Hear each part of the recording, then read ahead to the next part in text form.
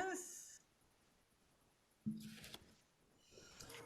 And welcome everybody to Movement Monday. If you've never been here before, we are a gang of folks that get together on Monday nights.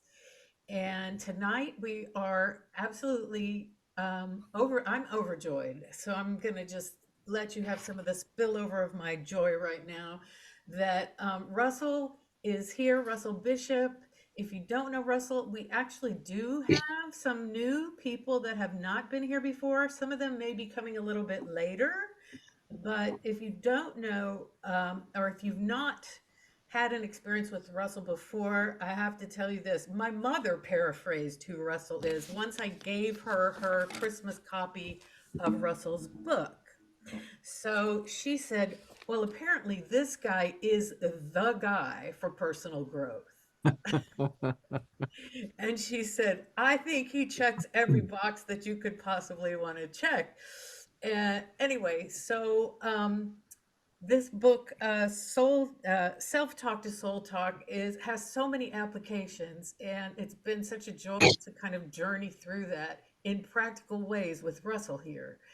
Um, so once again, Russell is a leader in this way of thinking and processing. He was one of the creators and founders of Insight Seminars. And he has many more things that he's involved with. I'll put his website address in the chat in a little bit for everybody. So what I'm gonna do tonight pretty much is just roll it right over. My name is Janet Ellis. And just roll it right on into Russell. Let Russell do what he likes to do, however he wants to do it. So that's what we'll do. So, Russell, I really just want to tell you, I thank you so much for for your being here. And by the way, he's going to be here next week. So the process is just beginning for this tonight. Well, maybe what we should do, my goodness, my camera decided to make me blurry. Well, that's okay. Let's just start with focusing on the light. And if you're new to this concept, we think of the light as a way of inviting the divine guidance of spirit. And so I'll just do it the way I usually do it, and feel free to follow as your heart might allow. So, Father, Mother God, we welcome ourselves again into the love, light, and sound of the Spirit, the light of the most divine. And we ask that we are filled, surrounded, protected with this light, that only that which is for our highest good is allowed to come forward. And if any karma, negativity, or imbalance can be released, we ask that it be taken, dissolved in the light, and that we are restored to your grace, peace, and love.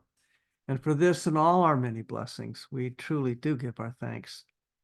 And we do ask that anything that is brought forward today for each of us individually be done so in a way that is clear, that is understandable, and that we have the strength and the courage to act on it.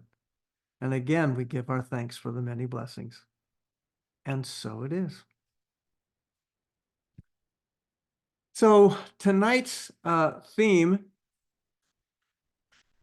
is about 2024, and there's several ways we can think about it. So I'm going to start with a little bit of a screen share here. I call it, how do you make 2024 your best year yet? And one of the themes with that is also to understand that the best is yet to come. So we are on a journey to what can come forward. And some of this will relate to the title of the book, From Self-Talk to Soul Talk. So we're going to do a couple of things here.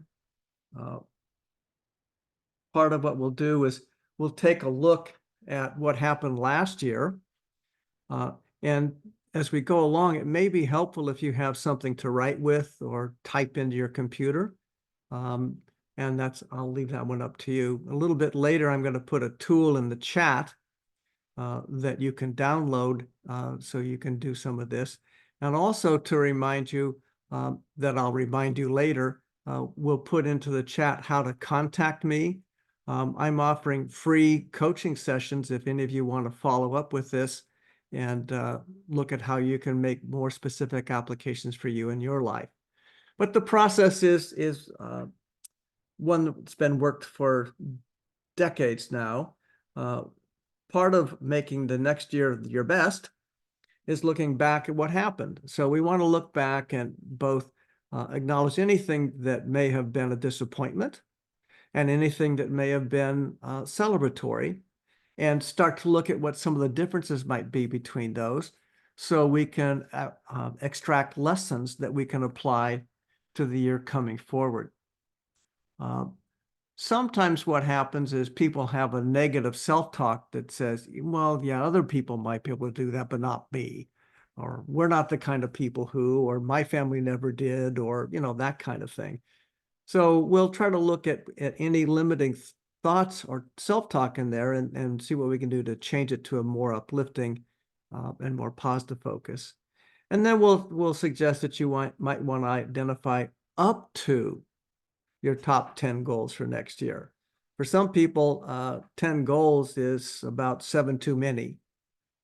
And so we're not going to say you need to have 10, but we'll try to look at what that might be for you in your world. And anywhere along the line, by the way, if you've got a question, if you want to either ask something about a specific application for you, or something wasn't clear, or you have something to share, you can just raise your hand and we'll be happy to call on you. So back to the process in hand. So we're going to acknowledge, appreciate, look at some lessons, create a positive self-image going forward, and maybe identify some goals. So part of what we want to do, and you can do this inwardly or you can do it in writing. I find it's most helpful if you actually do it in writing. And by writing, I mean it can be either by handwriting on pieces of paper, or feel free to type it into your computer if you like. But looking back over 2023, what did you accomplish? And it's always important to look back, because there's some part of our brain that for most people is not really wired to recognize when we get things done. It only recognizes when we came up short. And so there are probably lots and lots of things you got done last year. I remember working with John Roger, for whom most of you will know as a spiritual teacher, most of us share. He was working, he and I were on stage working with somebody, and they said, well, I don't get anything done. And so he simply said, well, I don't know, did you make dinner? Well, what do you mean? Well, anytime last year, did you make dinner? Yeah, I did. So you did one thing. And so sometimes it can be quite small things. And sometimes people only think about, well, I got a whole new big job, or I got married, or sort of big things like that. But when you think about what you accomplished, we want you to think about both in your own personal life, as well as your professional, if you're still working. And one of the fun questions can be, what were your biggest surprises? So just let yourself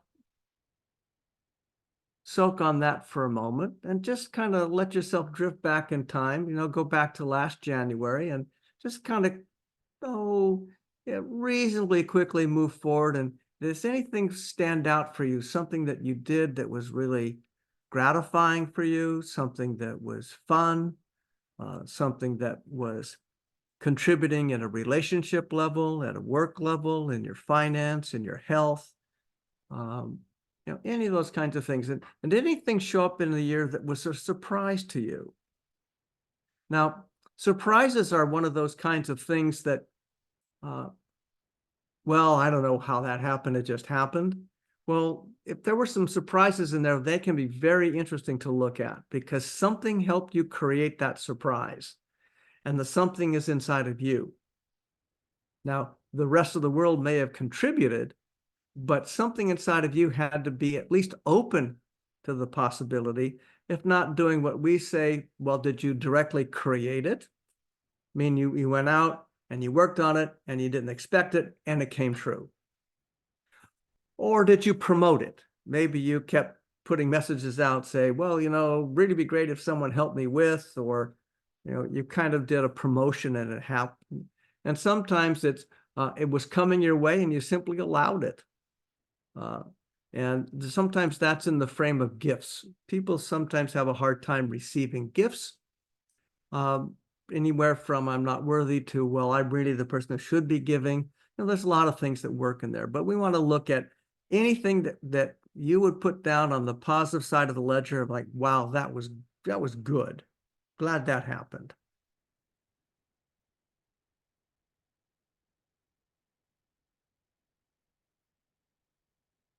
Now, the other side of that ledger, it's well, were there any disappointments in the year? Now, it could be as simple as, well, shoot, my golf handicap is going up. It's not getting any better. And you can tell perhaps I would like my golf handicap to be better. Not one of the most important things in life, but sometimes little things we can get disappointed by. And if we entertain the disappointment, it begins to set up a negative energy field that allows for more disappointments to come. Again, if you're still working in the world, what professional disappointments might you have experienced? And then along the line of, well, I'm the one who made the choices. Did you make any choices that you would call a mistake? Something that you intended to do differently than you actually did. And these all begin to go together. If we look at the earlier questions about what did you accomplish, we want to begin looking at what was my role in making those wins come about? What was my role in supporting those surprises? The same thing goes with disappointment. What was my role in anything that was personally disappointing or anything that was professionally disappointing, which then begins to open up the concept of mistakes. Now, mistake is an interesting concept because a mistake is something that we have to define as a mistake, as an error. And sometimes it's the mistake that leads to the learning. So hidden inside of the disappointments is something that we can reveal to ourselves about how we can make further progress in the days ahead. Lots of times people don't like to look at the disappointments or the mistakes or the shortcomings. And in so doing, miss out on the lessons.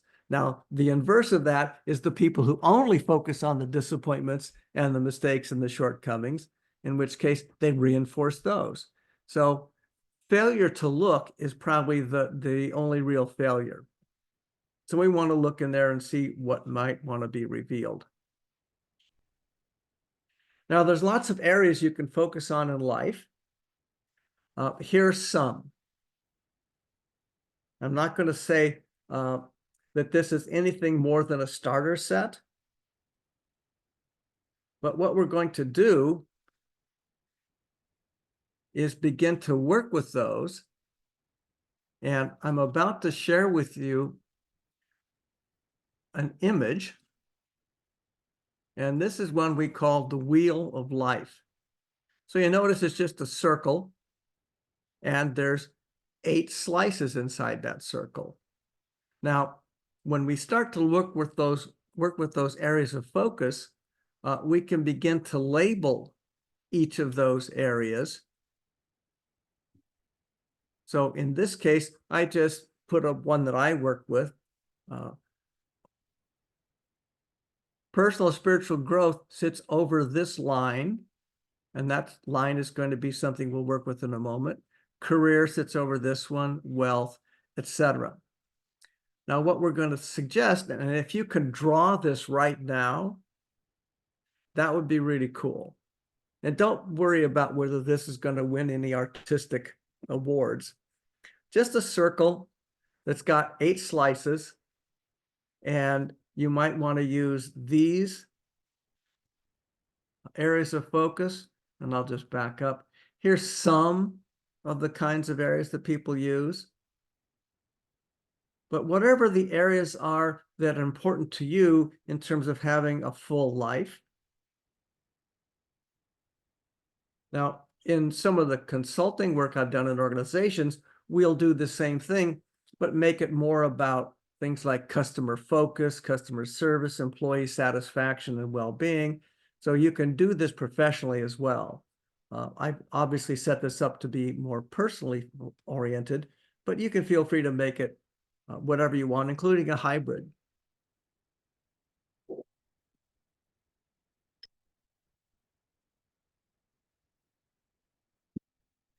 So have you had enough time to create a circle for yourself? Yeah, I see some thumbs up. Okay, cool. Now what I want you to do is I want you to imagine that the center of the circle is 0. And the 0 represents level of satisfaction. So the center of each line in the center of the circle, each line is 0. And at the outer edge, it's 100.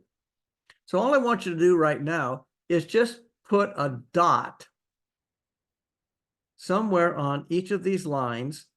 And don't worry about being too scientifically accurate. This is kind of like, it looks close.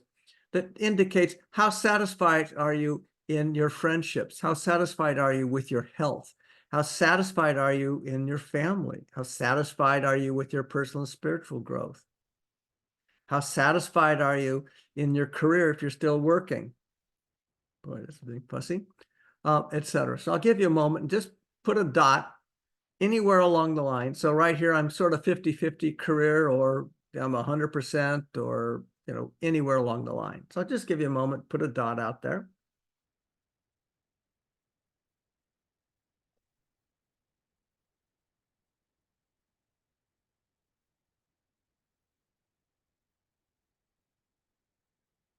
Have you had enough time to get your dots out there? Good, it looks like most people have. So now comes the fun part. I want you to connect the dots. And when you connect the dots, it could look something like this. Some levels are more satisfied than others, others much less so. So connect your dots going around.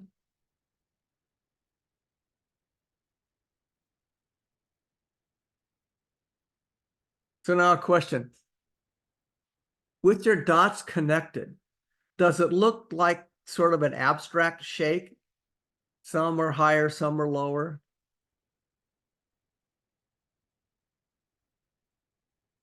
Now, if you have a perfectly symmetrical connection, that's pretty unusual. Most of us have some areas where we are feeling more satisfied and others less. Now, we call this the wheel of life for any number of reasons, but if your shape looks a little bit like this sort of abstract shape, if that was the wheel on your car and you're driving down the road, what would the road feel like? Be thump-a-da, thump-a-da, thump-a-da bump. And lots of times people go through life and it is kind of a thump-a-da, thump-a-da bump experience. And it's easy when the road seems to be go thump, thump, thump to blame the road, or who put the pothole there, or what's the matter with the tires on this car, or the shock absorbers, or whatever.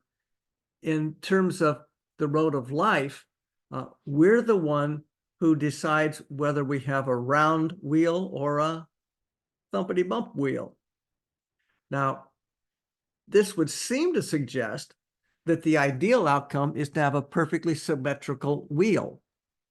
And I do understand that, but if you look at my little cursor on the line right now, if you had a wheel that looked like this, where the circle is going, it's all even, but it's all at the 10% level, well, you might have a perfectly symmetrical, crummy 10% life.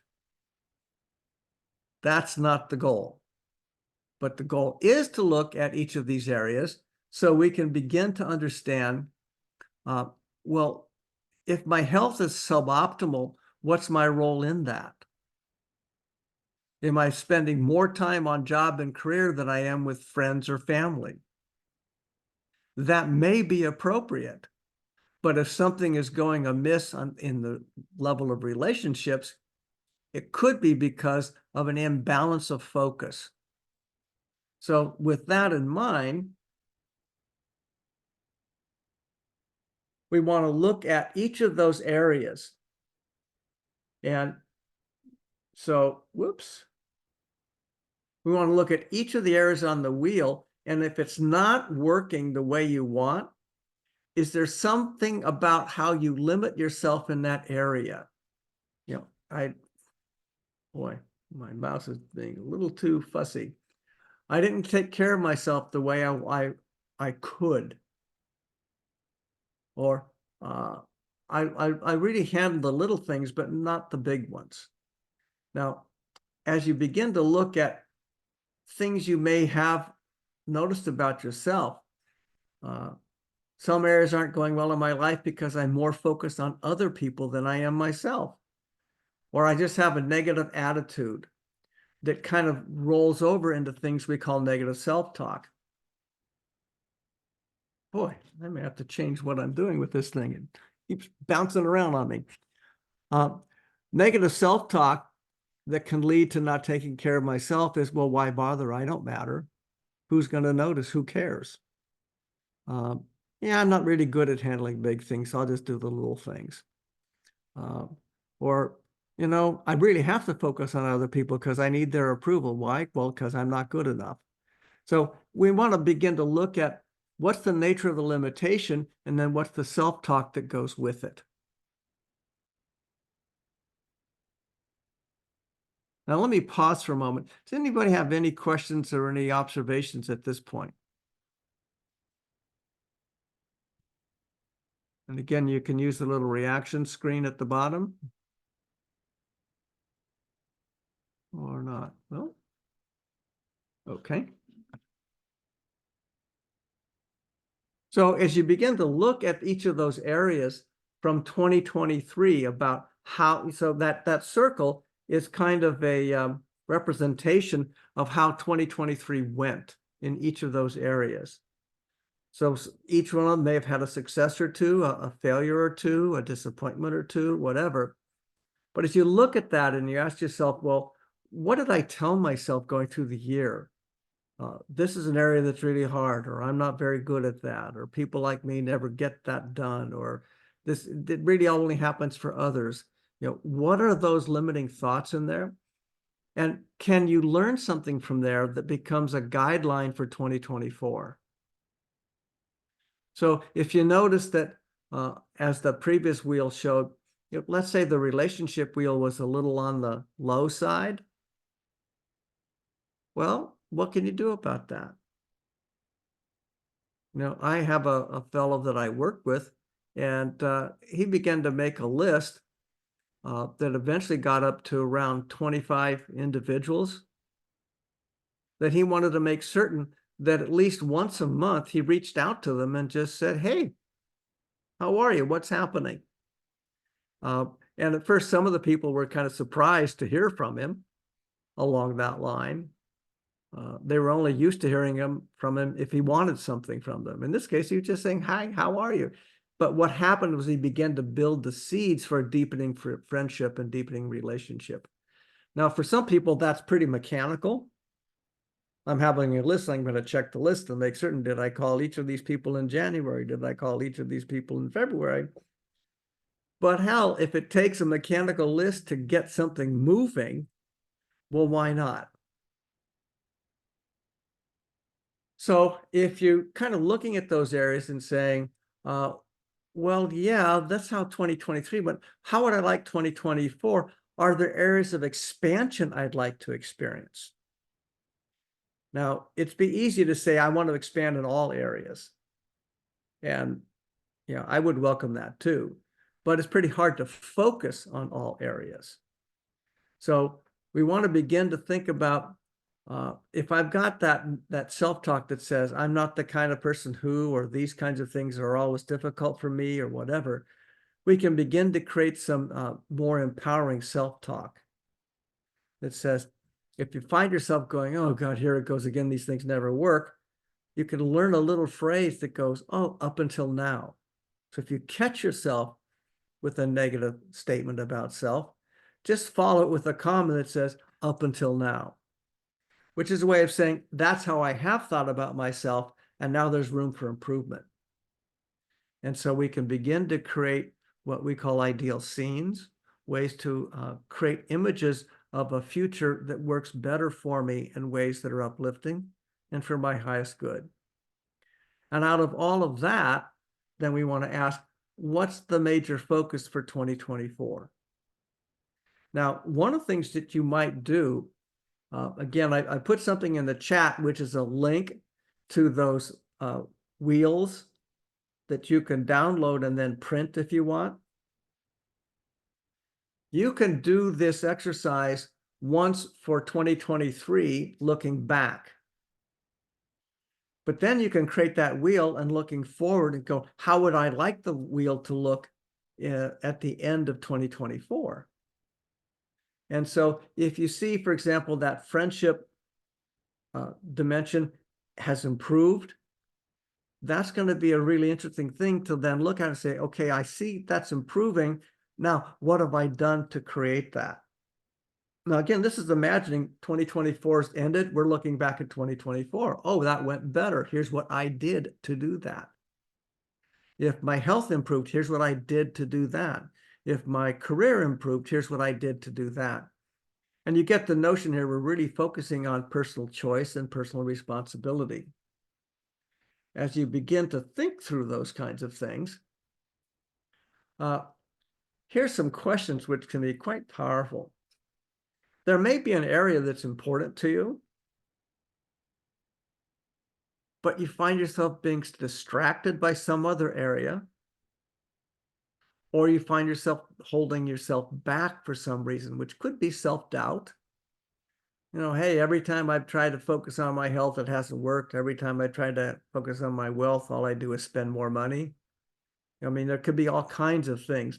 Distracting is, well, every time I get, and this was really true for me way back when, some of you may have even been in an insight seminar.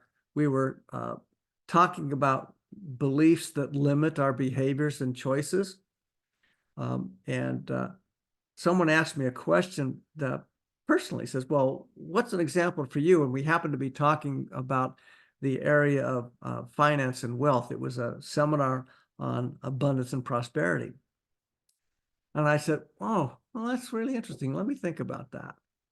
I said, well, you know, my family, my parents were depression children, you know, the ones who had to walk 25 miles each uphill each way and all that kind of good stuff. But for them, it was really, really difficult. They were deeply impoverished in a very poor area of rural Iowa. And they had some hard times. And my mom particularly grew up with a father who would say to her, well, we may not have much, but we're always going to have food on the table, clothes on the back, and shoes on the feet. Well, my mom would repeat that. And we weren't in poverty by any stretch. Neither were we, maybe at best we were lower middle class, maybe. And she would say that all the time, especially whenever it was time for school to start and get new clothes for school. I'm not going to have my kids looking shabby because after all, we may not have much, but we're always going to have food on the table, clothes on the back, shoes on the feet, clothes on the back, shoes on food on the table, shoes on the feet, et cetera, et cetera, et cetera. Well, as I'm recalling this and sharing it with people, all of a sudden I'm having a real-time awareness and experience going, oh my God, I didn't have much money in the bank, but I was standing there wearing a Brioni suit. Now, Brioni suits cost several $1,000s at the time, and fine shoes and elegant clothing. And I had a closet full of these things. My excuse being, well, I need these for presenting. But in fact, what was there was really fine clothes for my back and really fine shoes for the feet. And then I thought about, oh my Lord, I would easily spend a lot of money going out to a fine dinner and a fine bottle of wine. And it just totally dawned on me that every time I got a little extra money, my little internal radar screen would start scanning and go, ooh, what's that thing that I just have to have? Is it a new piece of clothing? Is it a new set pair of shoes? Is it a fine dining experience? And for sure I could find, because we may not have much, Russell, but we're always going to have clothes on the back, food on the table, shoes on the feet. So I literally went home that night and I got a piece of paper out and I made two columns. One was the item and the other column was how much did it cost. And I went through the house and I added stuff up and I had probably, I don't know, right now, I can't remember exactly, 15 to 20 times the amount of money spent on things in the house than I'd ever had in a savings account. That was a great bit of awareness, because as I went forward in my own time, now here I am facilitating the workshop for other people about abundance. I'm finding out, oh my God, here's how I've, well, let's say, diminished my own wealth. Why? Because I had a belief inside there that started from childhood. We're not the kind of people who are going to have much. We're just going to have clothes, shoes, and food. And so I kept spending. So then, well, what area would, if improve, would make the most difference to me in my life experience? Well, I could focus in that on the abundance and say, well, here's the kind of thing. And I learned a little exercise that said, hey, if there's something I think I want to buy, I'm going to make a list on it. And I'm not going to move on it for 2 weeks. And I could go back over the list every couple of weeks and go, oh yeah, well, that just went away. Why? Because it was a distraction as opposed to an area of focus. So as you begin to think about this, and you're looking at those areas where you want your life to improve, it's really useful to say, what am I distracting myself with? How am I shifting my focus away from that which truly matters? How am I holding myself back? And if I begin to look at those areas on that wheel, is there one area or two areas that if you improved might have a real difference in your life? Might make a difference in other areas. So, you know, it could, these are kind of, well, look, different sides of the same cube, if you will. And so for some people, if you focus on improving your health, it might also improve your relationships and your wealth. For other people, is, well, if you spend more time focusing on relationships and family, you find your health will improve automatically. There's no fast rule about this. It just says, what makes the difference to you? What can you do about it? And so if you do that kind of thinking, then you can get to the last bullet point that says, well, what action steps can you imagine that would help you move forward in that area? Doesn't have to be huge, just has to be a step or two. So the most important here is to notice what makes the most difference, imagine how it would make a difference, and what's a 1 or 2 steps you can take to move forward in that area. And if you can do that, you're on the way. So look at your wheel again. Are there areas there you'd like to see improved? And are there areas there that would make a difference if you did that? Would not only make a difference in that area, but might have a knock-on effect on others.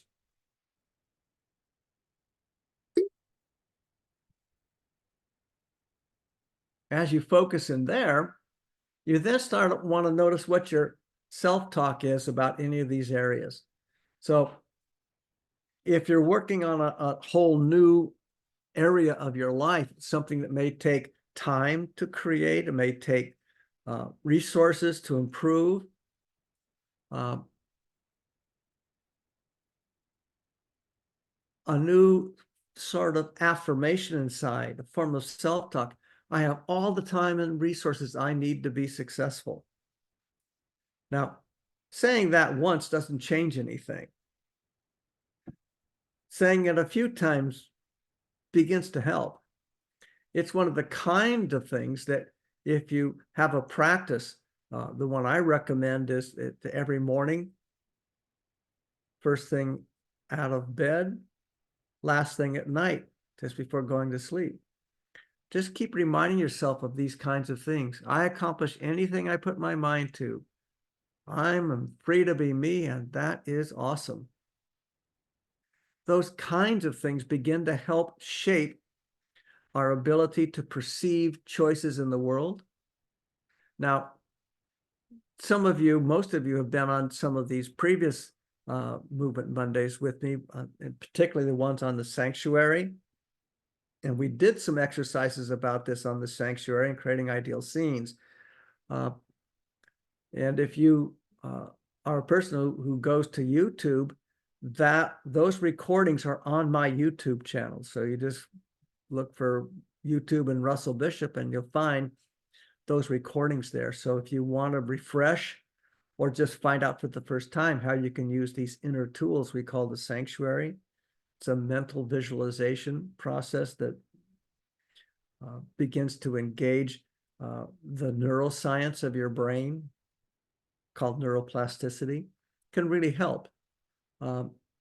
So if you have something on the bottom of this slide, if limiting self-talk is more normal for you, oh, hell, I don't have enough time to do that. I have tried before, it never seems to work out, or oh, I can't do that unless other people approve. Well, that's where you want to begin to shift them and begin to create something more like the things on the top of the slide. And by the way, if you would like, I'd be happy to share these slides with you. So some of you may want to see some of these bullet points, and I can make that available. Janet can send them out a little bit later. So anyway, this is really kind of gearing the mental process for what's going forward. Now, let me pause here and say, these are the kinds of things that I'm skimming over rather quickly here to try to give you a view of the landscape. But it takes some focus and it takes some commitment to move through.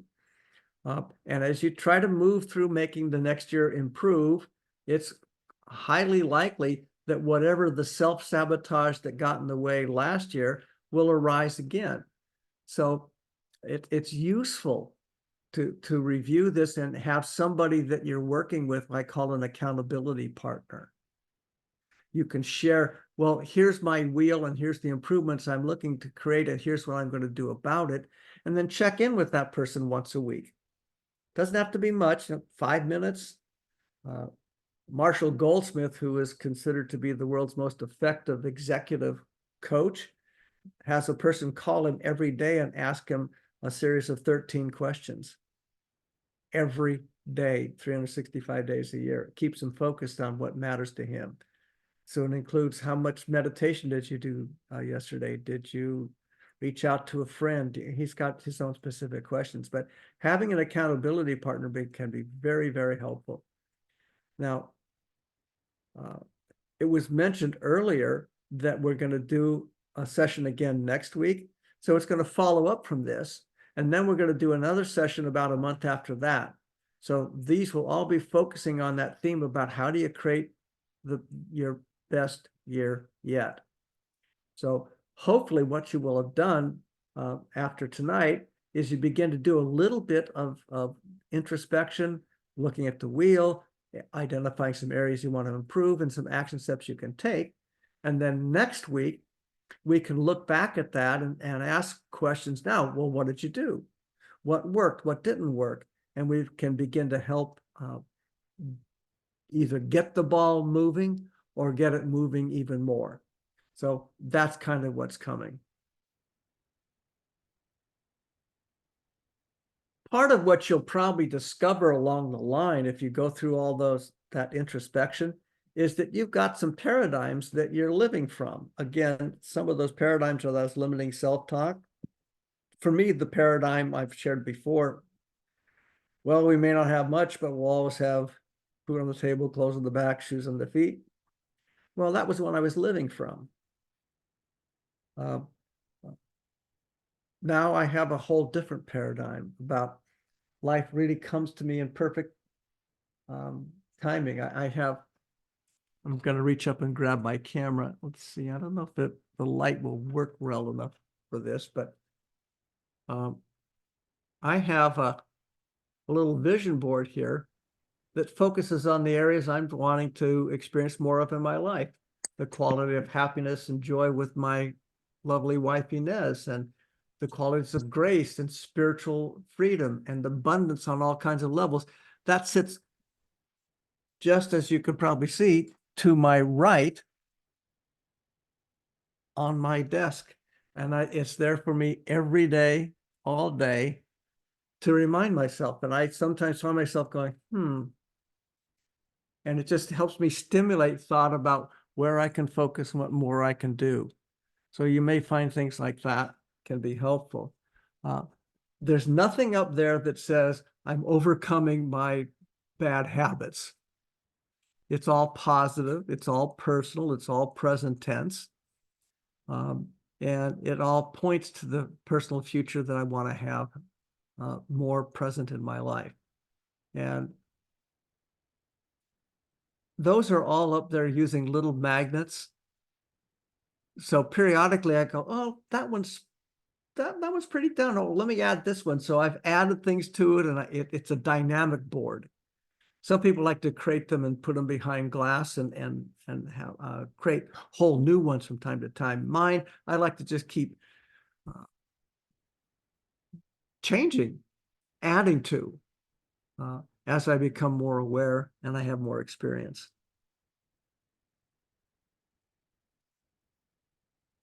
If you're looking back at areas where life was less than exciting for you last year, a little more disappointing than you would have liked, you want to begin to look again at the lessons from both the accomplishments and the disappointments and begin to create more of those positive affirmations and areas of focus.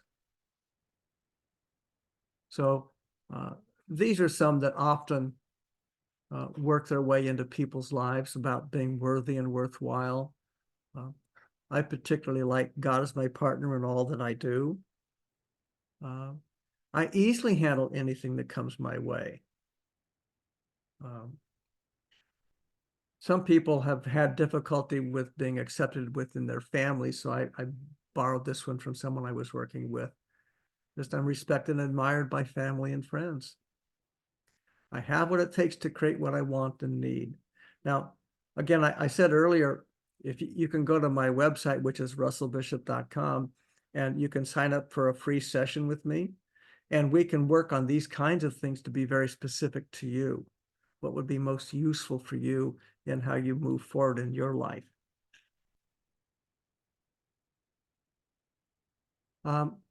Sometimes people will create areas of focus for improvement. So they'll say things like, well, I want to improve my relationships. Okay, that's nice. That's more like an outcome. But in order to get there, you may have to say, well, I'm going to contact one friend per week or per month, or hopefully more than one a year, because you want to get some momentum and move it. You want to spend more time with your family? Well, what can I do? Well, I might read to my children 3 times a week. So you notice that we're moving from the general area to something you can do specifically and track and make certain you're doing it.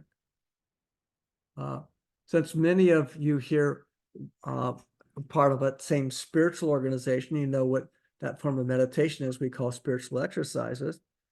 And I work with people from time to time who know they, quote, should do more SE, spiritual exercises.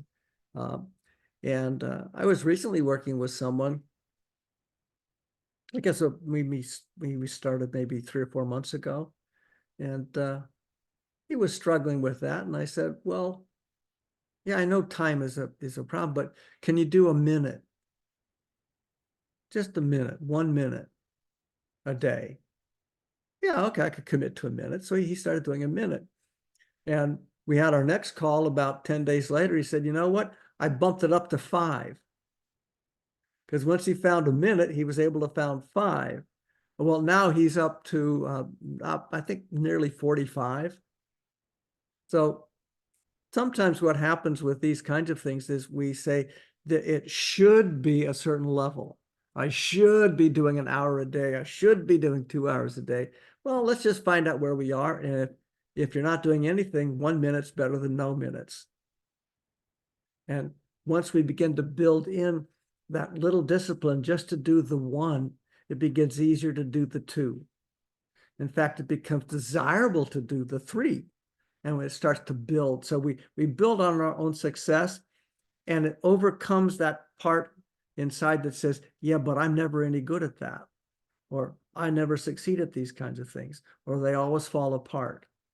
So sometimes that's reinforced by the reality as, well, every time I focus on a big goal, I come up short. And that's why we're saying, well, let's focus on a little one. You know, a minute. Can you do a minute? Can you contact 1 friend a week or 1 a month? Because any of that begins to create movement, and we can move on it.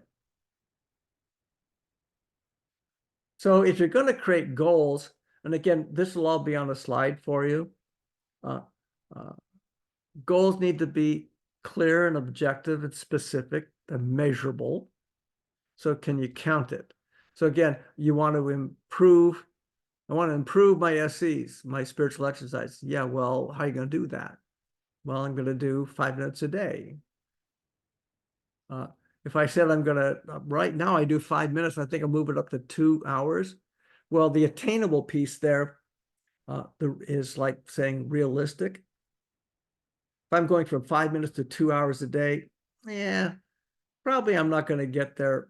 And I'll pretty soon start to judge myself as soon as I get to 10 minutes and it should have been 2 hours. I will have doubled my time and feel like a failure. So we want to get rid of that kind of thing. So we only want to have a goal that is specific, something we can measure, but inside, I feel like there's at least an 80% chance I can succeed at that. Because then we can start to build on a positive momentum. Time bound simply means I can accomplish this within a certain period of time. So it's nice if it's exciting, if it gets you going inside and goes, oh yes, that's wonderful. And it's a blend of it's going to be, but it's also, and it is exciting. Hey, I did my 1 minute today. Yahoo! I'm on my way to 5 minutes or whatever it is.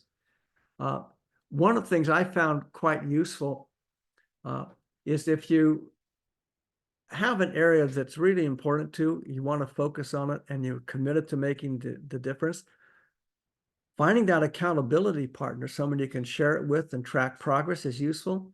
But it's also interesting if you can share it with other people in a way they can see. Now, I learned that from someone who was posting her goals on the family refrigerator. And it was really kind of funny. It's just, there's my goals. And that way, even her kids could say, well, how are you doing on that? So the family became a reinforcer, but just because they could see the goal she said she was working on. So not everyone's going to be comfortable with that, but these are things that can be extremely helpful. If you want to have as many as 10 goals, again, review the 2023 in your wheel for areas of focus. Look back at what you told yourself about 2023 and what you want your new focus to be. How do you create more balance in your life? Are your goals and values aligned? And what matters most? You may have all heard the phrase that says, 99% is a bitch, 100% is a breeze. And that simply says, if I'm really focused and committed, I will find the energy to do what's necessary. But if I go, well, it sure would be nice if, I'll find more reasons not to, and they'll build over time, and I'll undermine my whole self. So again, this whole slide deck we can email to you, and you can use it to do some work as you move through the week and through the whole year for that matter. But we also want to ask this question: what does your soul talk tell you? So for those not familiar with my languaging there on self-talk and soul talk, self-talk generally tends to be the negative critical voice inside. And the soul talk is the more quiet, positive, and uplifting. Now, they're both forms of self-talk. So one form of self-talk can come from the negative self and the critical self, and another form can come from the spiritual self. However you like to think about that is fine. But I would invite you, as you look back over the wheel, you look back over areas of focus, you look back over goals that you could attain, ask your deeper self, yourself, your soul, your true self. A lot of words for that, but you know the essence of who you are truly inside. What does that being want for you? What does that one suggest?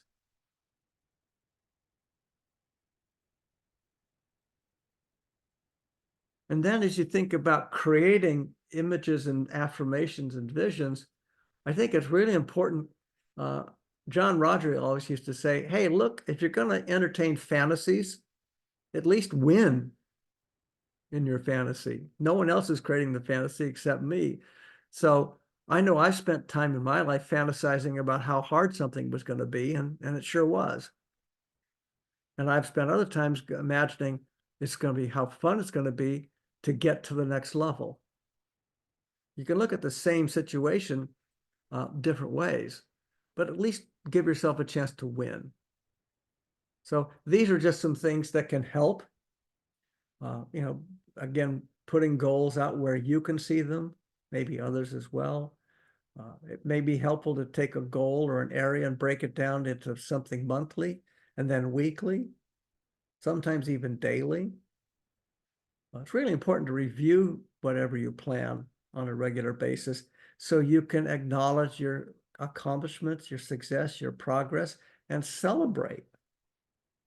And notice I didn't say celebrate the outcome. It's celebrate your progress. Because every step forward is a step forward. And that's important to keep in mind. So we keep moving. Because inside, the thing I tell myself the most often is the thing I'll do the most often.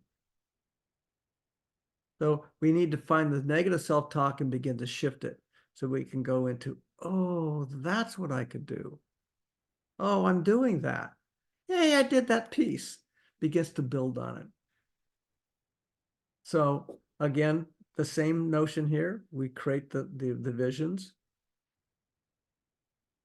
And now here's some things. My wife Inez and I call this creating a blueprint for God.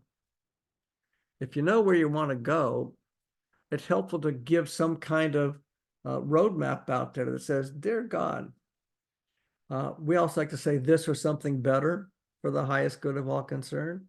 That's simply what we call it a safety valve. Sometimes I may think about an area of improvement or a focus, and it seems great at the moment, but it's a lesser goal than could be. And that's a way of saying, hey, dear God, this is something better for the highest good of all concerned. If there's something even better, please bring that forward. So in that sanctuary work, you'll hear us talk about the inner master. For those who are unfamiliar with the notion, if you've got any kind of spiritual reference point in life, whether you're a Christian, a Jew, a Muslim, a Hindu, whatever, who's that inner teacher? that connects you into spirit? And can you invite a dialogue with that inner master? For those of you that work with John Roger or the movement, you can write JR or John about where you're headed. You can seed for it. If you're in the movement, you'll know that's a way of sort of reinforcing your commitment. It's really important to review ideal scenes and affirmations every day because it becomes your new familiar. There's a whole lot we could say about that. Comfort zones either keep people trapped or help them move forward. And just a brief aside on that, comfort zone implies being comfortable, which I guess is pretty obvious, except that there are people who are very comfortable in highly uncomfortable situations. And my favorite example is a firefighter.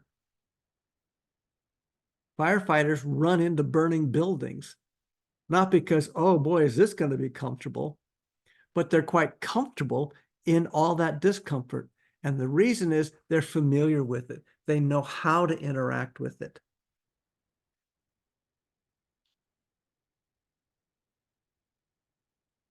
So when we are more familiar, we're more comfortable. One of the ways to get familiar with the change is to begin visualizing and affirming that change. Every day, we begin to build inner familiarity so that we then begin to act in accordance with that in the outer world. And remember, a little tiny step is a step. So as you go through all of this, you want to pay attention to what's going on inside. And I love this little quote from Rumi. There's a voice that doesn't use words. Listen. And said differently, imagine. So at this point, do you have questions?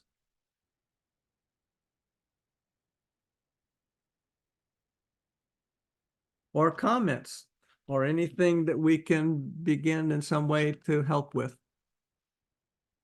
And if so, just use that little reactions button to raise your virtual hand.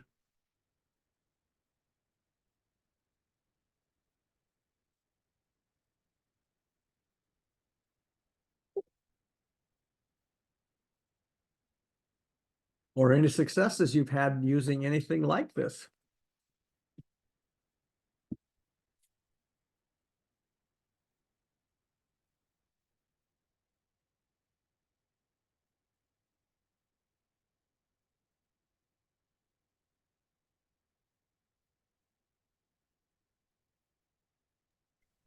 Hello, Russell.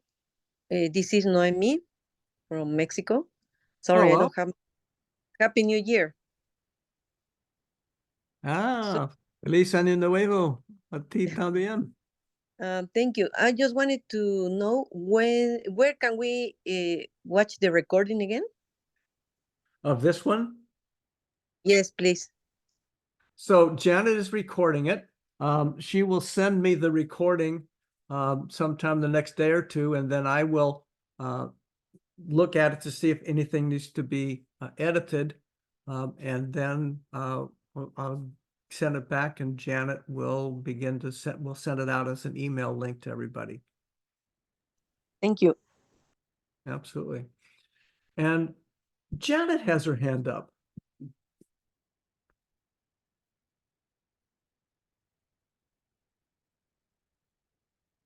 So, this has been an amazing year. This last year was really amazing in so many ways. I really embraced all of the work that, all the instruction. I needed instruction on how to get myself back into to speaking to my inner master. Mm-hmm. And so what I found out, and this just last year, what I found, and so on, when it gets to growth, that I really spike on that one for this last year. And so uh I guess I'm just want to acknowledge myself and out loud that it was very small what I had to do. It wasn't like a giant thing. It was that moment in the when I would wake up in the morning and I would just go there and it would be the briefest thing. I always thought I have to take time, I have to go in, I have to walk in, I have to say the password, I had all of these had tos that I needed to do. And I thought, no, no, no, I'm just going to lay here and I'm just going to go there. I'm just going to be in it. And just became so it just became graceful is the way that I want to say graceful.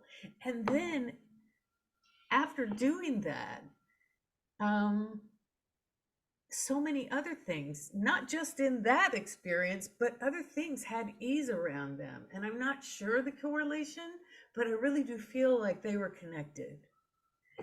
And so I'm really grateful about that. And for this next coming year, I am even going to continue to make space for my own.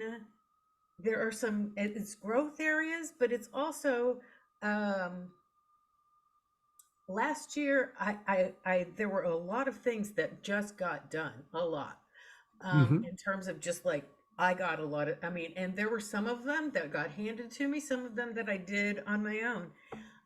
This year, I really want to kind of put my life, I want to put it in a space that really makes me happy, really works, and is more balanced. So I noticed my fun factor was not very high on this little thing that we did. Hmm. Now, it doesn't mean I haven't had fun. I have, but it could be more. So this is incredibly helpful for me. I have never been like the person to do the dots and do all of this before, but I'm going to just say do it because it's very, very enlightening. Um, so anyway, that's just if you have anything you want to say about. I remember how I told you that I couldn't see it, I needed to hear it. Yep. Well, all of a sudden I could hear it because I just was like, okay, stop trying to see it. Yeah. It's just like, stop it. And then it didn't matter anymore.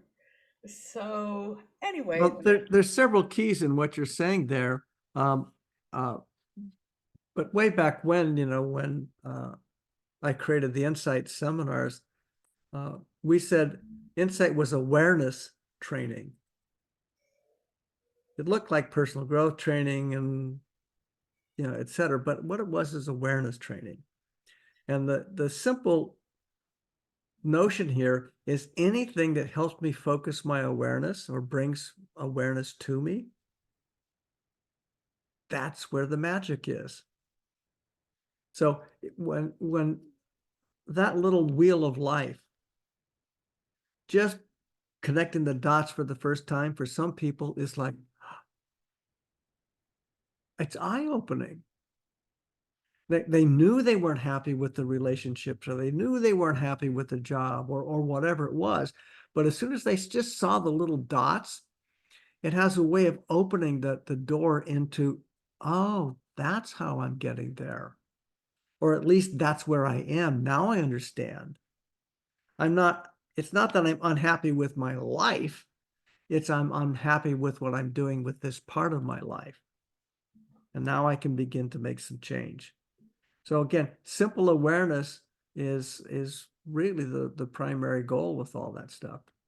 So good on you. yeah, thank you. And then it's, of course, then when it's good, it translates into relationships with people and things that happen. So I teach and work with people. When I teach, and I teach singers, I generally teach people what to do. I generally am not going to say, no, don't do, all of that because we know what that does. It Yep. reinforces it. But the thing that I got because it was happening for me is that if I found that kernel or that core of something that felt really good, even if it's a singer standing there and feeling it in their body, however it is, the idea that I have started to verbalize is just let that get a little bit bigger and then let it get a little bit bigger, so Yep. it's not like you have to blow yourself up, but enjoy it a little bit more, and then it's sort of like building a muscle is my experience with this. So Sure. anyway, thank you. I really am grateful that you let me share about this. It's been very important to me, all of this, very important. Well, that's fantastic. So now we Super. have other hands up. Sylvia. Thank you, Russell. Thank you so much. I've been practicing the sanctuary since the last class, nonstop, sometimes twice a day. And it's been so wonderful how I have to remind myself, because the connection is so much bigger than I had, that this doesn't replace a cease, so go do a cease, come back to the sanctuary. And just like Janet, sometimes it's like I say sanctuary and I'm already in the private room within a master. And sometimes it just takes and takes. So it's a wonderful thing to observe. Regarding I've spent really in DSS so many years and creating from the inside. And in my process of manifesting, which is also in my spiritual blessing as a minister, I have received so much that was hard in my goal not to give myself 100%. This is my will, as you see, it's rather a path than a wheel. So that's so funny, because it describes last year, gigantic inner gain. Kind of I managed to maintain myself financially just there, even when I recreated myself as an occupation. But now, in getting my goal, I've been listening inside. Are you doing this to learn and grow, which has been the case, or are you doing it to manifest? And that was another awareness. And am I claiming? So I think it. And this is the affirmation that I came up with, if I gave you enough information to read it. Yesterday I did one. I am a good steward with your gifts, Lord. I love that. It's expansive, and it's also healing when I judge myself that I wasn't such a good steward. But I have one that I think it addresses more the manifestation. So, light for the highest good. God is my partner in co-creating my best outcome. What do you think? Too mental as I read it? Well, does it resonate for you? I think I'm using the word outcome and saying, like, am I doing right? Is this the right thing to do? So probably as I'm saying this, yeah, this is exactly what I do. I start thinking if I'm doing the right thing instead of going and doing it. I can always take it back, regret, or forgive myself. Wow, that was huge to say. Can I read it again? God is my partner in co-creating my best outcome.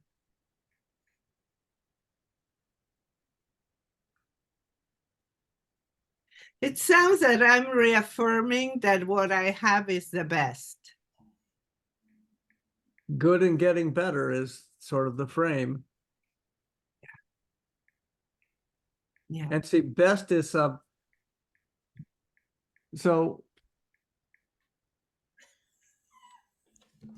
I want results. I'm bored with the inner thing. I don't know, that's rebellion. well, why I don't want we, my house. That's the goal.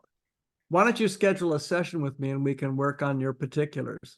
Okay, great. I will. And thank you. Thank you. Absolutely. But I'll work this week first. Okay. I'll schedule, but I Yeah. would like to work because really you were going fast and there were things that I was thinking like, wow, that's it. That's it. So I bring more material. Is that okay? Sure. Thank you. Thank you for your generosity. Oh, my pleasure. Thank you, Sylvia. Laura. And I love you. Oh, thank you, Sylvia. And in a Hi, Russell. Thank you for doing this. I came to your class last time and it was really helpful. And I wanted to do it again because I felt like I just needed to solidify it. I need to make it a little bit stronger, a little bit deeper, like take it more seriously, because I know when I apply myself to these kind of principles and practices that if I do it even, let's say every Sunday or once a month or something, you know, then it just starts to create a fruition. It starts to, I start to see changes occur. And it was very interesting when you had us do the one for 2023. I think that's the, we were doing it for what we had for the past year, right? I want to make Right. sure I did that right. Yeah. Okay. Yeah, I noticed it wasn't as bad as I thought it was going to be. It was actually it's kind of a weird way to look at it, but yeah, it was, you know, it felt good in most areas, but there was a couple that were very, very depleted for the things that I put in. And so my my desire for part of doing this class with you is because I want to get a little bit more specific. I want to like hone in on the things that are like really important. And I'm wondering if you have some suggestions on like, you know, for example, I want to lose 15, 20 pounds or something. So that's an example. So how could I bring that into my everyday life where I could start to like focus on that and think about that, or increasing my creative process? Or, you know, I liked what you were sharing about how to get a little bit more specific. And I think that would be helpful. And also bringing it more into like a daily routine or maybe a weekly routine or something. But I'm just kind of curious what you think, what you have to Well, suggest. a couple of things.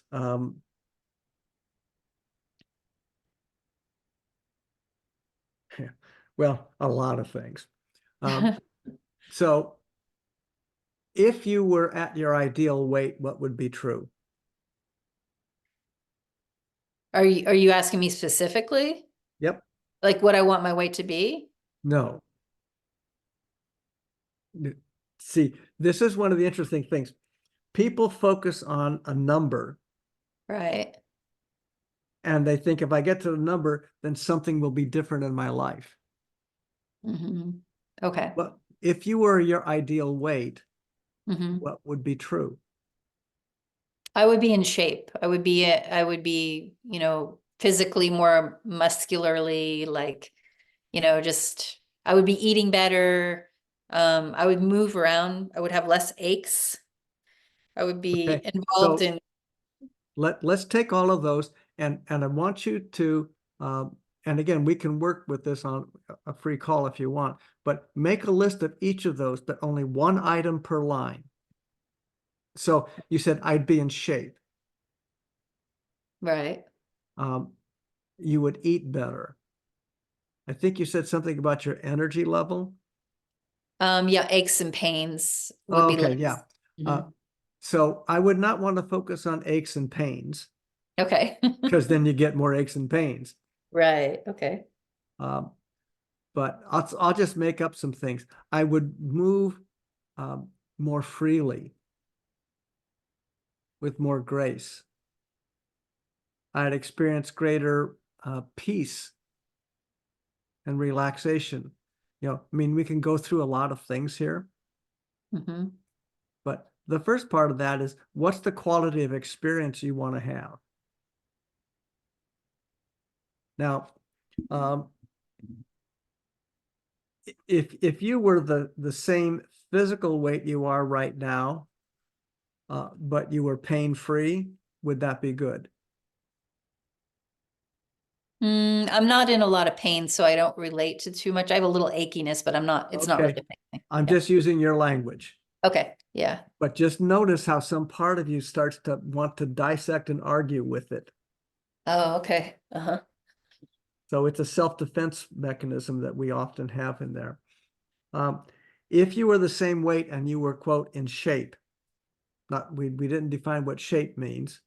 Mhm. Does it mean physical shape, or does it mean your cardiovascular system? It means I can fit in my clothes like I used to. Ah, okay, so it's a physical shape thing. Yeah. Mhm. Okay. So the more we begin to identify the area of experience, now fitting into clothes, that may or may not be what's most important to you. But how you feel when you're in your clothes may be more important. Yeah. So this will take a little bit of work, but I'm sorry, I don't know the answer to this. Did you go through Insight? I have. Mhm. Okay. Yeah, a long time So, ago. And you can Google this too. There was a exercise we did there called Symbols versus Experience. Uh-huh. Did it on Sunday. So if you Google Symbols versus Experience and my name, you'll find an article that I wrote on the Huffington Post some time ago. And if you read that, it'll help you look through what you're focused on versus why it's important to you. Okay. And when you begin to understand why something's important, that becomes the focus. And then you begin to create that by any number of avenues. But Okay. a physical number on a scale doesn't produce any of that. Right. Because Okay. there are people who Yep. weigh twice as much as you are and they don't have aches or pains. And there's people who weigh 40 pounds less and they have no aches and pains. Or there's people who weigh 40 pounds less and all they have is aches and pains. Right. Because the number doesn't produce something. Right. Okay. Something Mhm. else is about that. Mhm. Mhm. So I remember back in college, I was addicted to what I call bubbles. Bubbles meant carbonated soft drinks. Mhm. And I happened to work in a place that had a Coke dispenser. Mhm. You could just go and fill your, well, I Oh, was drinking 20 of those a day at least. right. And that didn't help. And so I used my, back then I didn't know the term, sanctuary. And I created an image of Coke. And I put a big black X through it. Mhm. And I began visualizing coming up and choosing water instead. I like that. Mhm. Well, it took a little bit, but not much, Mhm. because I was focusing on the sugary thing didn't sit well with me. Mhm. So I needed to be more clear. Water's clear. Mhm. And the Coke was the sugar. So I just put an X to the sugar because that was the behavioral change that led me towards the experience I was looking for. So that's kind of what we're looking at there. Yeah. Thank you. Yeah, that's really helpful. Absolutely. Yeah. And if you get an opportunity to share a little bit more about this, I know you did last time and I have a lot of notes on it, but if you want to just briefly mention the sanctuary a little bit more too, like, is there a certain amount of time to do that? Or is it just really more about what the energy is that you want to put into that? Time and time of day. Time and time of day. Okay. Most important piece is regularity. And I recommend every morning before you get out of bed. Okay. Now, as we get older, that can be hard because the bladder may say, no, I'm first. And if that's the case, okay, well, get back in there. But Right. just spend anywhere from 1 to 10 minutes Okay. visualizing on the screen the experience you want more of. And that begins to send forward the energetic into the day that you can follow. Okay. Last thing at night, you're in bed, and just before you go to sleep in the sanctuary, anywhere from 1 to 10 minutes, or you can just go to sleep in the sanctuary, but visualizing the same thing. But what if you have 2 or 3 things that you're trying to do? Would you do 2 or 3 different sanctuaries? Absolutely. Okay. Do them all, do them all at the same time. Okay. But see, when you do it at night, you're setting into an energetic frame that says, bring to me the lessons I need for this at the inner level. Right. You do it in the morning, you're sending the energetic out, and it says to your basic self and your conscious self, let's cooperate in this arena. Yeah, lovely. And it's one of those kinds of things that doing it every day is really important. Okay. Yeah. I was You doing didn't it more like once a week, once a month, I wasn't doing it as much. Yeah. Yeah, uh-huh. Wasn't seeing any So- result. Well, of course not. Gee. Duh. Duh. Hey, are you right-handed or left-handed? I'm right-handed. Okay, so wherever you are, can you take your right hand and put it on the table or a desktop or something like that and just drum your fingers? Yeah. Everybody, you can do that. Which finger hits the table first? Little finger, pointer finger? For me, it's the middle finger. Okay, great. Now reverse direction. Slower. And awkward and not And nearly as awkward. fluid. Right. Now, what's kind of funny, take your left hand, Uh-huh. drum its fingers. Uh-huh. It goes pretty easy too, doesn't it? And it's the opposite. Now reverse direction. And it's really It's not as bad for me. But the point being is that one you're used to and the other takes more focus. Right. Now, if you're going to play piano, you got to be pretty good both ways. But you Right. don't sit down at the piano one day and go, boo, boo, okay, I got it. Or, oh shit, it didn't work. Right. Right. Okay. Yeah. Yeah. Yeah. And there's such a great desire to make changes in my life. This is a year feels like I really want to see some big changes. So in order to do that, my question really was like, and you've answered it, is like, put energy into it, as like morning and night, do it then. But also I write affirmations out, I write visions out, I spend usually every day doing a little bit of that. So I just feel like there's more I can do, Well, probably. But Yeah. like I said, go ahead and schedule us one of those sessions with me and we'll see if we can help. Thank you, Russell. Appreciate your help. Absolutely. Have a great day. God bless. God bless.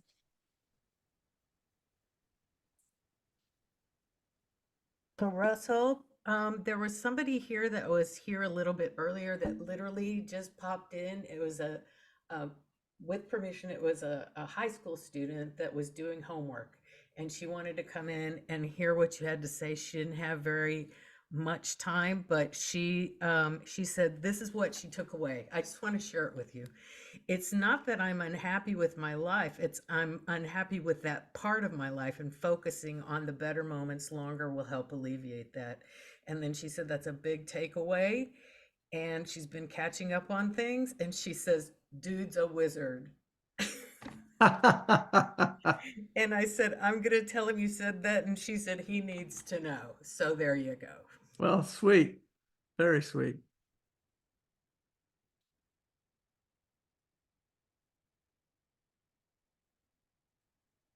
Anyone else?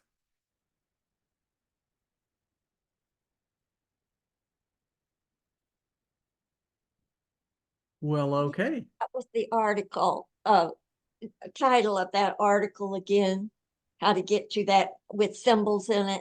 I didn't Yep. get the first word. Symbols versus experience. Okay. That's simple. Okay. Yeah. I had one quick comment and question for you, Russell, which is, it's Stephen Flam. Can you hear me? I can. Thank you. Steve. Okay. I was noticing as I was as I was being industrious about answering these questions and working on them as you were talking on it, and I feel like I got through the whole exercise, that by the time I got to the end, I felt a little bit worried and pressured. And I realized that with all I've grown this year, I've come to the awareness that I was afraid of judging myself and forcing expectations on myself in this kind of exercise.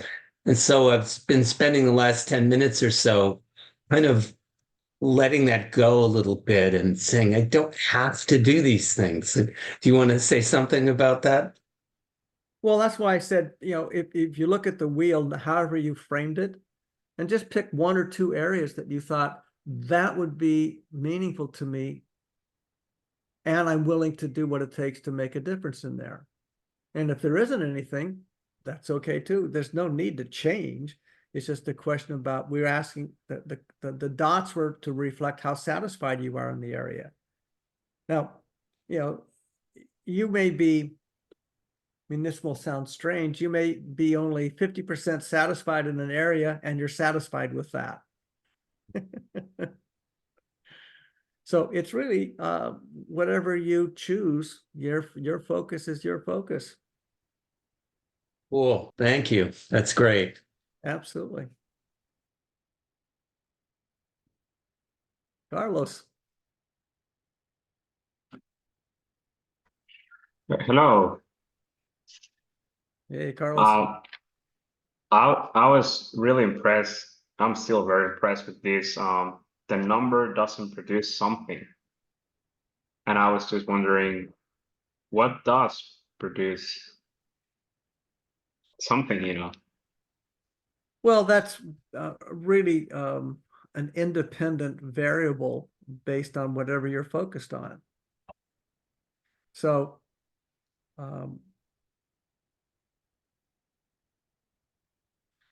let's say that we'll keep it in the physical level. Someone said they wanted to be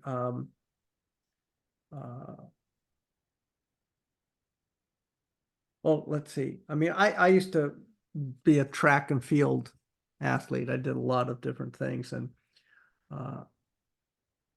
I could say, well, I want to be able to run 2 miles on the track in under 10 minutes.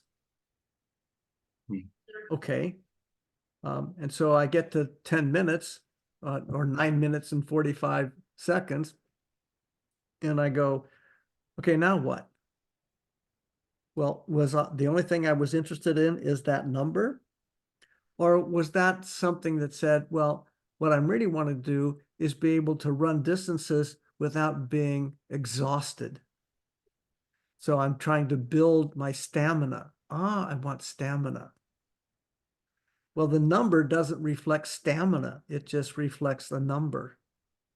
I mean, that's kind of a weak example, but it's all about the quality of experience that you're after.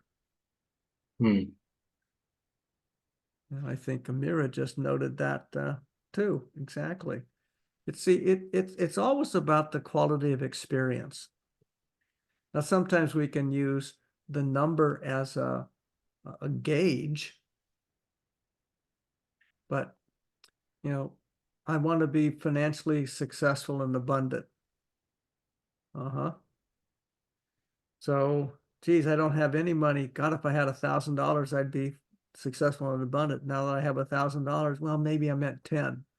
Now that I have 10, well, maybe I meant 100. Well, now that I have 100, maybe I meant 1,000,000. Now I have 1,000,000. Because that's the carrot and the stick kind of thing. So it's really about again, it's just the quality of experience. And you can focus on a number because sometimes people like that because it's fun to have a goal. And they like the game of goal. JR has a wonderful seminar called Goal, No Goal. And the no-goal goal is probably the most helpful.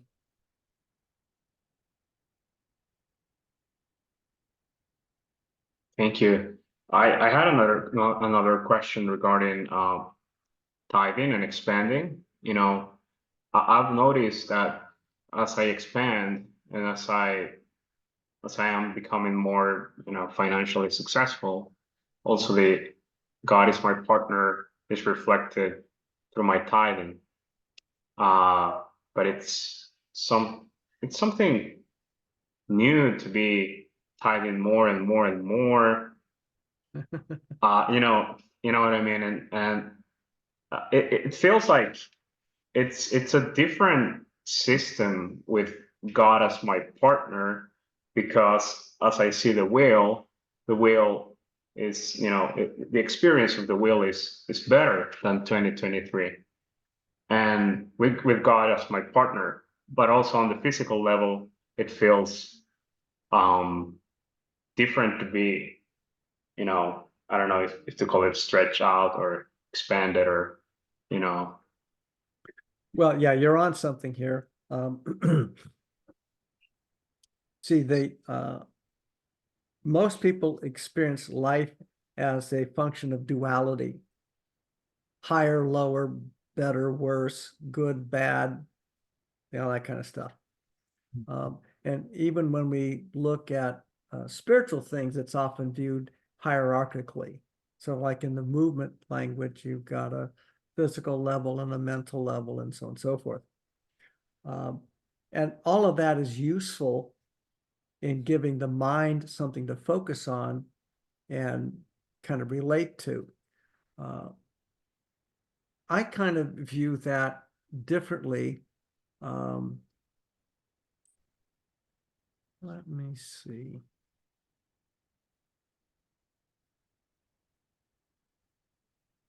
Okay,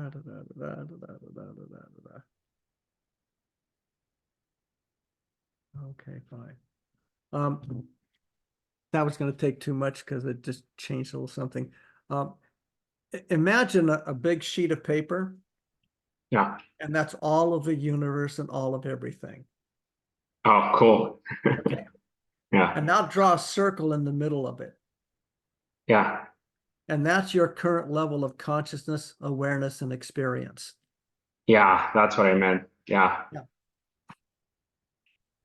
And within that circle, Right. are you experiencing 100% of that circle? Yes. Or no? Or that's the thing, you know, that I know, is so but see, vast. as we grow, what happens is that circle expands. Now, the only thing that changed is how much of the universe we become aware of. And so growth is not the hierarchical of better or worse, it's just expansiveness to encompass more of what's already present. But I'm already in whatever's present. I'm just expanding more into it. And so there's always more to go. And I was just listening to a JR seminar that maps something that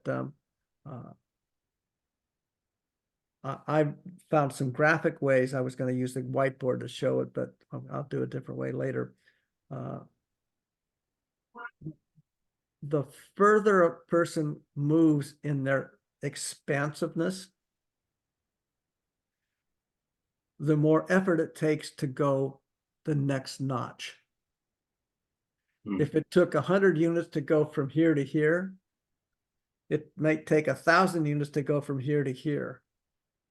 And it's that constant focus of discipline and investing of the energy. And so anyway, I don't remember the seminar he talked about that in, but no, I think that's brilliant. I think that's brilliant. And you know, through this workshop, I was looking at, you know, maybe the key elements to keep expanding on that, you know, higher awareness you were talking about are the beliefs. You know, it came to me this metaphor that maybe it's time to delete the self-talk app and to download the Soul Talk up, because the beliefs, yeah, Yeah. because as you were describing when you were, a child and you grew up with this awareness of the clothes and all that stuff, I sort of relate the same unconscious and conscious limiting beliefs beating myself up, as opposed to having, worthiness and expansion and, all of those beautiful affirmations you mentioned. I think holding those in your heart, in our hearts, may be the way to expansion to that universe you were talking about, because Yep. it's a universe of love. It's not my experience that it's a universe of, that it's a very tough thing to conquer, but it's a lot of loving out there. Mhm. Does that make sense? Well, there's no matter how loving I am, there's always more loving to be. So, yeah, it's always expansion. Hmm. Thank you, Carlos. Thanks, Russell. Thank you so much. And Janet, I think we've zoomed past our Zoom time as usual. There is no past a Zoom time for you, Russell. Oh, yeah, well, but folks have things to do, and I know there's some people on this call who have a ministers' meeting to get ready for here in Santa Barbara, so Okay. I want to be Well, respectful of everyone's time. go ahead and tell us about what we're going to do next week, because not only should we come, but let's let our friends know, because they're not mutually exclusive. No, It's, not at all. In fact, if you have friends who want to join who weren't on this one, first of all, again, I already put a link in there, but I'll send it to Janet for the wheel. So you can just print something and play with it if you want. You could share that with friends. Then I'll send the slides to Janet and she can email those out. So you can share this with other people if they want to join us next week. But part of what I'd like to do with next week is look a little bit at the combination of what does it take to move these balls forward, and what's been your experience just in the first week, and sort of learn with each other. And that will certainly reveal all kinds of things I haven't even thought about that we can discuss and expand. I mean, this could be literally a year-long seminar. So what really is helpful is for people to do their pieces of moving things that we can then share and discuss and learn from each other about what happens when, what happens if. so anyway, that's it. Well, thank you very much, everyone. And Father, Mother God, we ask again for your love, light, and sound to help clear anything that's been released here. Restore us to your grace, peace, and love. We ask to be cleared individually in our rooms, homes, and technologies. We ask for the light to guide us in the days to come, and we're grateful for this opportunity to be in the presence of the divine. And so it is. The blessings already are. Yeah, Christian. The best is yet to come. The best is yet to come. Thank you, everyone. Thank you, Russell. Thank you. Yes. Thank you. Thank you, Muchas Russell. gracias, Russell. You. Thank you, Russell. Baruch Hashem. Baruch Hashem. Muchas Thank gracias. you. Thank you. Thank you, Russell. Love you. Abrazo a todos. Abrazos también. Chao.